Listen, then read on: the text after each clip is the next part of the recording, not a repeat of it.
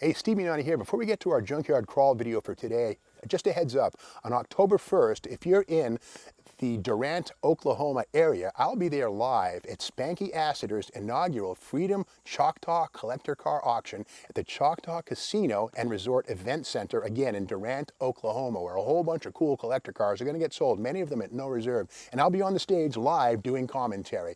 One of the best cars and most special cars in that event is going to be the actual 58 Chevrolet Impala, fully restored, that was once owned by Peggy Sue Gerron. Yes, that Peggy Sue, the star of several Buddy Holly songs. Pretty, pretty, pretty Peggy Sue. That was her 58 Impala. That car is going to get sold at no reserve, again, on October 1st at the inaugural Freedom Choctaw Collector Car Auction in Durant, Oklahoma, October 1st. Be there if you want to take a shot at that car and just check out a great auction. Okay, let's get right into the junkyard crawl here at Bernardston Auto Wrecking. Hey, Stevie Nani here doing the junkyard crawl at Bernardston Auto Wrecking in Bernardston, Massachusetts. Now, yesterday we showed you part one of the two-piece Pontiac video. We're going to give the hubcap game a little break. We've had some blowback. A lot of folks have said that the hubcap game has jumped the shark after 14 installments, so we'll skip it for a little while. If you like the hubcap game, want to see it come back, well, just let us know that in the comments. But in the meantime, here's part two of two parts on this 1963 Pontiac Bonneville. Now, we said yesterday how the Bonneville arrived in 1957 strictly as a convertible special model with a fuel-injected 347 Pontiac with Rochester mechanical fuel injection. Very special car, 630 made. Well, for 58, a hardtop two-door joined the line, and 59, the Bonneville name could be applied to almost any Pontiac body. Four doors, two doors, wagons, convertibles. But one thing you could not get on the Bonneville was a two-door post.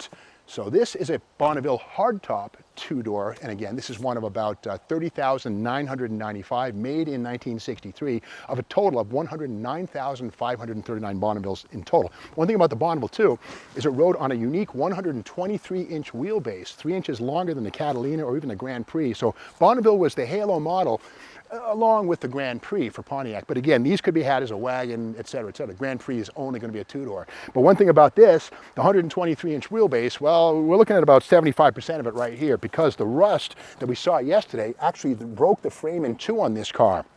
And the sad thing is that Dale Hastings, the owner of Bernardston Auto Wrecking, tells me this is a 40,000 original mile car that was stored in a barn with a dirt floor, and it rotted the frame out. But by contrast, the rest of the body is pretty decent. You know, I mean, the doors are very solid. The quarter panels have minimal rust, but again, the frame is paper thin. Kind of gives new meaning to the 63 Super Duty Swiss cheese theme. This is a natural Swiss cheese car, not done by Pontiac Engineering. But inside, before we do that, we look at this, the tinted glass, front and rear. This is a high zoot car, not just the windshield. Tinted windows, front, rear, in the back, and again, that speaks to the air conditioning this car was originally equipped with. Even has power windows, which were a $106 option. This thing is loaded. And one thing I love about this, it does have the automatic, and again, that's going to be the Roto Hydromatic. More on that in a moment. But this thing is so complete and original. The original owner's manual is here.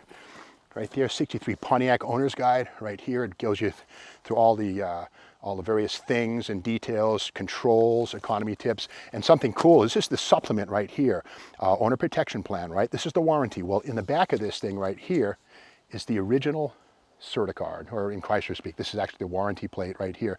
This is what you would take to the dealer, and it says here, the Irving Paper Company. It's backwards, but again, this is for a dymo, and here's the positive side. But this thing was sold new to somebody who worked for the Irving Paper Company, which is was a big paper company right here near Bernardston, Massachusetts. So this was apparently an executive car, somebody who worked at Irving Paper, and that was then.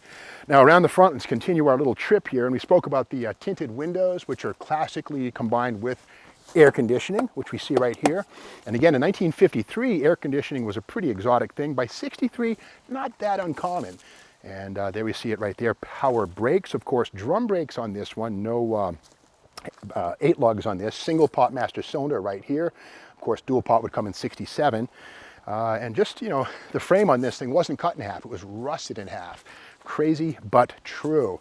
Now again, let's take a peek inside, and Shane, let's take a look. Now this does have, or had, the Roto Hydromatic, which was in its final year for 63. The Turbo 400 would arrive in 64 and replace it.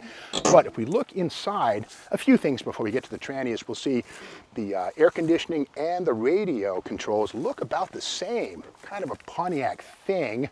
A little off-putting to me, but with that said, the AM/FM with reverb, there's a little switch on the bottom for the rear speaker. I mean, this thing is loaded. And yeah, but the only downside, again, is that it's not a 4-speed, which is okay, but it does have the auxiliary lighting. That dome lamp is directional, and is even up on the headliner on both sides, extra lamps. So this one has the lighting package, so it must have lit up like a disco at night. And down here below the seat, that is the original seat belt. These were optional. And this right here, this hook, that eye bolt, that's factory stuff right there. That's the hard point. And so when you got the seat belts, it became active, and that's what you got. But very early lap belts right here. No shoulder harness in these things. So the downside is if you hit anything hard, quite often the pelvis and the spine would separate, and that wasn't so good. But it was better than going through the windshield. But anyway, that transmission, we can see it says park neutral D, L, and R. Kind of weird. It looks like a 2-speed tranny, right? Low and drive. Well, what's up with those little quotations around the D mark? Well, to learn more, we go to the July 1963 issue of Car Life magazine. And I like to bring props because they kind of add a little bit of context, but here it is right here. And inside, the Pontiac Catalina is tested. So we take a peek, and here is that test of that Catalina. Now, Catalina, of course, was a shorter wheelbase vehicle than was the Bonneville, but basically the same notion. But anyways, on the next page, they describe that transmission, and here it is right here. The transmission control system 2 is a little vague. The drive positions are marked D, L, R, which means that if you position the pointer as near as D as you can, it will run up through all forward speeds for you. If you put the D in the second spot, you get first and second. Low gets only first. The problem arises when you forget in traffic to go from D to D, then you run along the next open road in second gear, turning only 3,200 RPM at 60 miles per hour with an engine so silent it won't remind you of your stupid mistake. So they're trying to say here that a different quadrant with D21 or DSL or something would be a better call. But again, that's a function of the Roto Hydromatic, which was sort of a fill and dump type of converter, strange transmission. I mean, they were okay, but they were basically remnants of the 1950s when GM tried to make the automatics be as imperceptible as possible. And in doing so, built in a lot of slip and a lot of vagueness. But with that said, the Turbo 400 arrived in 64, and it was good enough to be used in GTOs and 427 Corvettes and 68 up, so good transmission. But here we have the quarters on this thing looking pretty decent. And the wheel cover, we saw this yesterday, but we'll say it again, that wheel cover kind of emulates the look of the optional $122 bolt-on 8-lug wheel with the aluminum brake in the center. The center cap, in fact, looks almost exactly like the 8-lug, same cone, same outer shape, but again, you're not fooling anybody. That's not aluminum, that's just a simple stamp cover. Behind it's a 14-inch steel rim, but again, it looks the part and kind of plays into the corporate identity. Now, the trunk on these things is massive. Again, these ride on a 123-inch wheelbase, 2 doors or 4 doors, not the wagons, they're a little shorter. But again, the trunk on this thing, well, I like to say this, it sleeps 3 or it F's 6. You Google that and you figure out what that means. But anyway, inside, we see something crazy. Speaking of loaded, the power antenna right there. $29.75. Here's the electric motor, which winds up and down the antenna here. So when you're listening to your Sam Cooke or your Beach Boys at the drive-in with this thing, you just sort of turn on the radio, wouldn't have to get out and adjust it. It also has the vacuum trunk lock opener, this thing right here. There's a rubber hose. This thing right here goes to a vacuum reservoir on the firewall inside the car. When you push a button, this unlocks the trunk for you. You don't have to get out. You can use the key if you want, but that's the vacuum unit. And weirdest of all is this thing right here. This was $7.10, very well spent. Check it out. This is a factory installed emergency light that unspools, and you can take it and move it around. See Rudolph the Red-Nosed Reindeer over here, or whatever you want, or the rust in the trunk, you choose. But again, this is a very unusual item, and again, a factory piece, $7.10, very well spent. And it's amazing how the underside of the trunk still has that beautiful, I think it's a royal blue. What a beautiful color that is, especially on a Grand Prix. What a delicious color that is. But again, the rest of the car, sadly, hasn't fared nearly as well. Now, the one thing about this we saw yesterday, this has the base 303 horsepower trophy 389 with a single 4-barrel and single exhaust. Here's the deal. If you wanted dual exhaust, you paid another $30 or so to get another 10 horsepower. Now, Pontiac didn't change the horsepower. It's still 303 with a single or dual exhaust. But let's take a peek under this and see what we have left. And here's the single exhaust pipe right here with the original downturn on the end. No duals, but that rear axle right there, that's the big Pontiac rear end. That's a 9.3-inch ring gear inside of that Hotchkiss type housing.